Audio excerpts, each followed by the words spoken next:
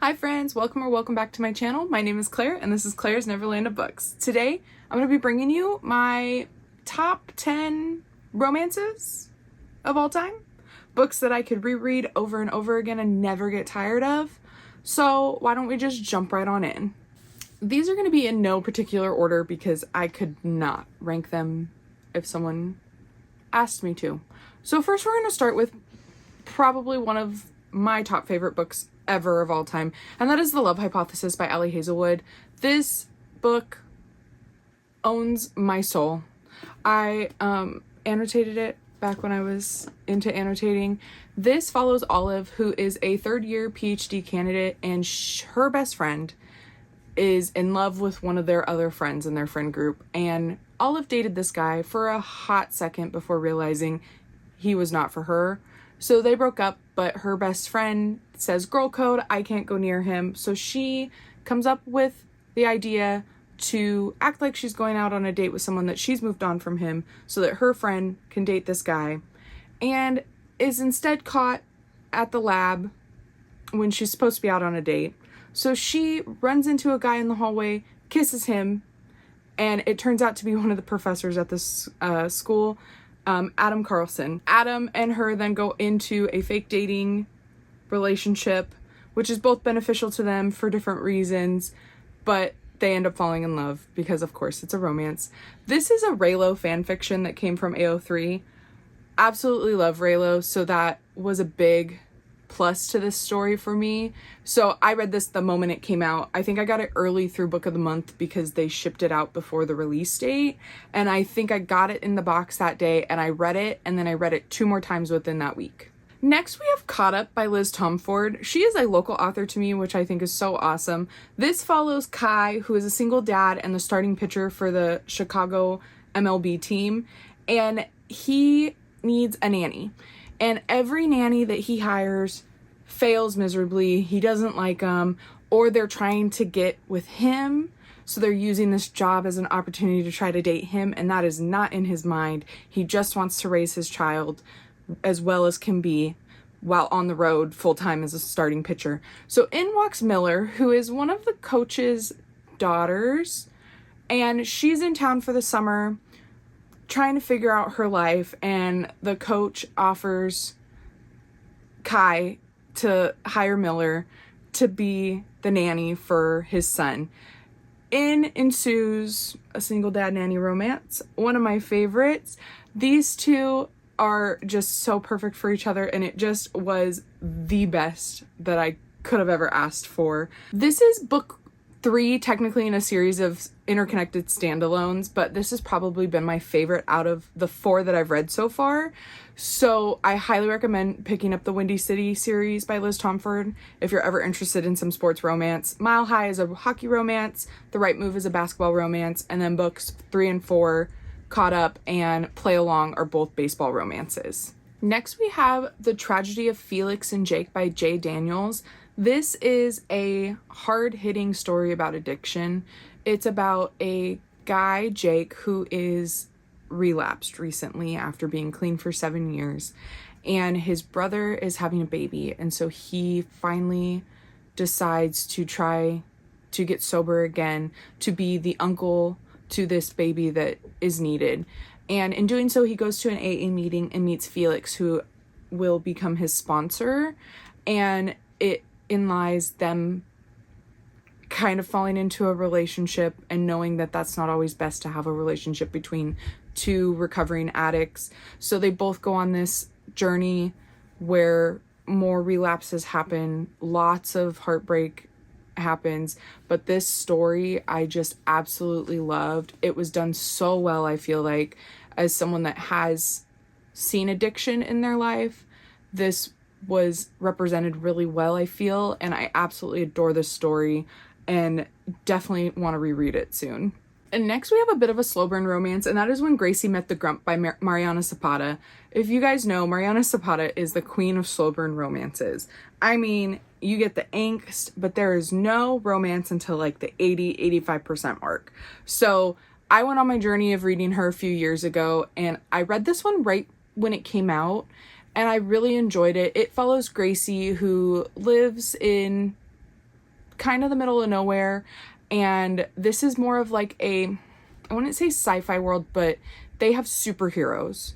And a superhero falls from the sky into her yard like a comet and is unconscious, injured, and this is unheard of for superheroes to be this injured. So Alex, our superhero, is being nursed back to health by Gracie, and lots of things happen. They get kidnapped. They end up in all kinds of different situations, and she ends up coming to stay at his house, which is like a celebrity house because these superheroes are held in such a high remark, and it's just their story of falling in love. And I really, really, really loved this one, and I started annotating it. I think I was like reading it on my Kindle, and I'd highlighted some, and then I wanted to go back and reread it and annotate it some more, but I'm kind of out of my annotation era, so don't know if that'll happen, but I highly recommend this one. Next, we have When It Ends by Penelope Black.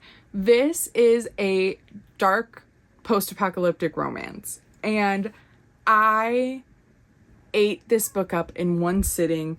And I remember when I was reading it, I felt like I was so engrossed in the story that I would like pause from reading a sentence and I would look up and my TV would be on.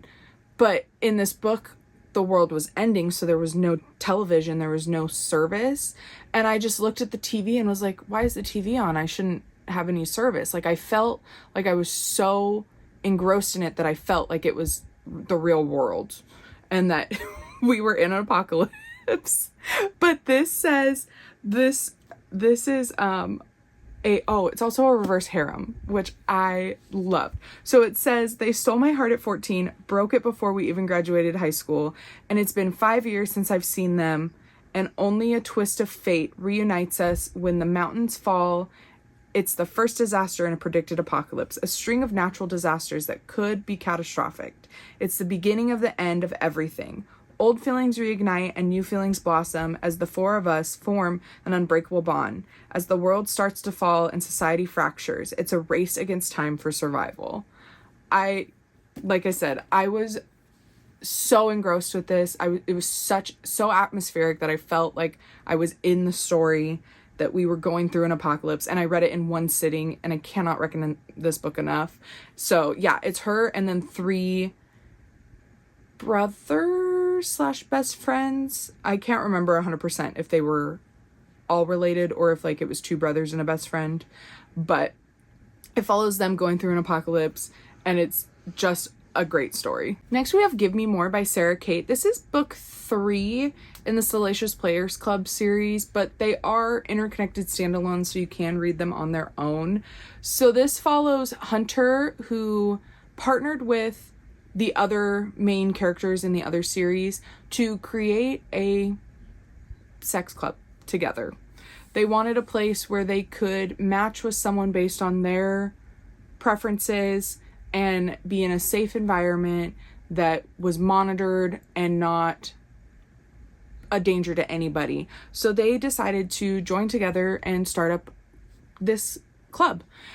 Hunter is married to Isabel, who they've been together for 10 plus years, living their best lives, and in comes their best friend Drake.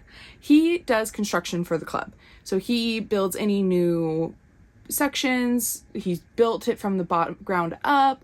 And one of Hunter and Isabel's biggest fantasies is watching Isabel with another guy. But they've never made the jump to bring in a stranger because Hunter feels that she's not safe with a stranger completely, but can be with Drake. So they're on a road trip going through the United States, kind of visiting other clubs in the country that are similar to the Salacious Players Club. And while there, they rent an Airbnb kind of that was like a sex dungeon type place. So they had lots of little things around, and it ensues them having a menage for the remainder of their trip, but realizing that maybe there are more feelings in there than just it being a temporary thing. So this is a MMF, so the guys also are together. But I thought that this was done so well. I absolutely adore it. I reread it all the time, and it just is so much fun. Next, we have one that probably most people will know of, Red, White, and Royal Blue by Casey McQuiston. This is following the son of the England family and the son of the President of the United States. They end up in a tiff over something, thinking that one another hates each other, and then they have to do publicity to try to fix this relationship that seems to be broken to the public. And while they do this, they end up falling in love. And it's a story about them trying to come out to the world and it being okay to have such public figures be gay. Absolutely adore this story. Love it with my whole heart. I reread this pretty often as well, too. Next, we have Something Wilder by Christina Lauren. This was one of their books that I read and realized that they're starting to get back to their roots. And I loved that because Christina Lauren wrote some really smutty romances back in the day. And then they started turning into more like closed door romances. It like ranged, like every other book would be like way less explicit than what we were used to. So I kind of stopped reading them for a little while, but I picked this one up, and it's following Lily, who is given a company that is a treasure hunting guide tour company. So she sends people on treasure hunts. So you can like book a trip that's like a week-long trip. You go camping, you're riding horses, and you're hunting for treasure. So she is running this. It was kind of all of a sudden, didn't really have a lot to go off of. She has a group of guys coming for like their annual friend trip. And in this group is one of her exes, Leo. And Leo had no idea that she ran this company. So she's running their tour. So she's the one guiding them through this one specifically. And it was a good fun time. There were thriller elements to it, which I thought were done so well. And it just was so much fun in this setting. It just was a lot different than anything Christina Lauren has ever done before. Their author duo is so interesting with the types of things that they write. So I really, really loved this one and highly recommend it. On to our last two. Next we have Heartless by Elsie Silver. This is also a single dad nanny romance that I absolutely ate up. This is book 2 in the Chestnut Spring series. These can also be read in any order. It just spoils like the relationship of previous books if you don't read it in order, which is pretty common for interconnected standalone series in romance world. This follows Willa, who best friend recently moved to the town because her best friend fell in love with the guy in the first book, and she ends up sticking around for a while.